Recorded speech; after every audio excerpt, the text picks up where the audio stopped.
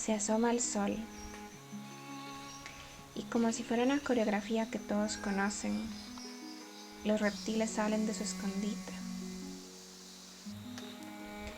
Un colibrí se detiene a tomar agua en la liconia que floreció en nuestro jardín.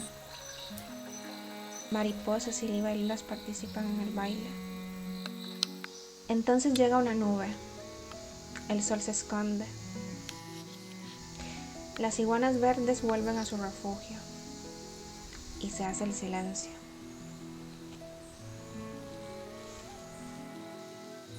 Estamos a finales de septiembre. Es el equinoccio de otoño en el hemisferio norte. Y tengo ganas de capturar los matices de septiembre aquí en mi nuevo hogar.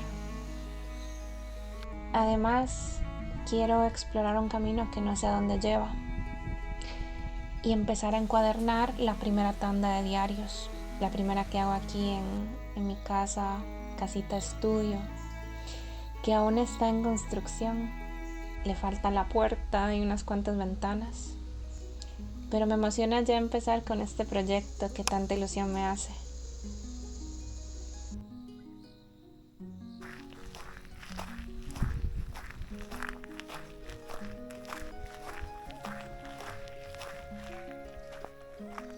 Mi nombre es Melinda, soy italo-dominicana, vengo de una ciudad de Italia y ahora estoy viviendo en Costa Rica, en el campo, en el puro campo. Se supone que por aquí hay un río,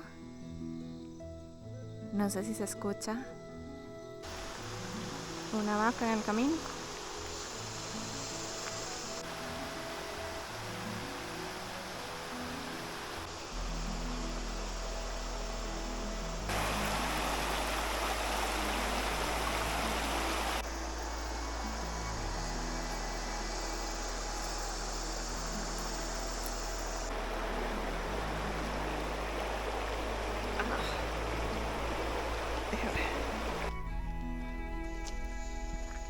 El equinoccio es el momento del año en el que el día y la noche tienen la misma duración.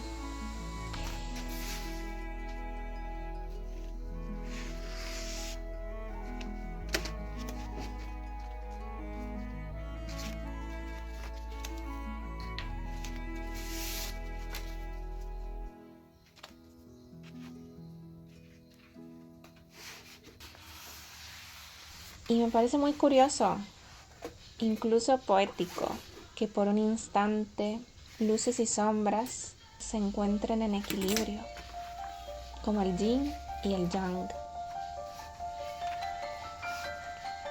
Es una fecha importante porque de ahora en adelante las noches serán cada vez más largas y los días cada vez más cortos. Se podría decir que marca el cierre de un ciclo y el principio de uno nuevo, de un ciclo que nace en la oscuridad creciente.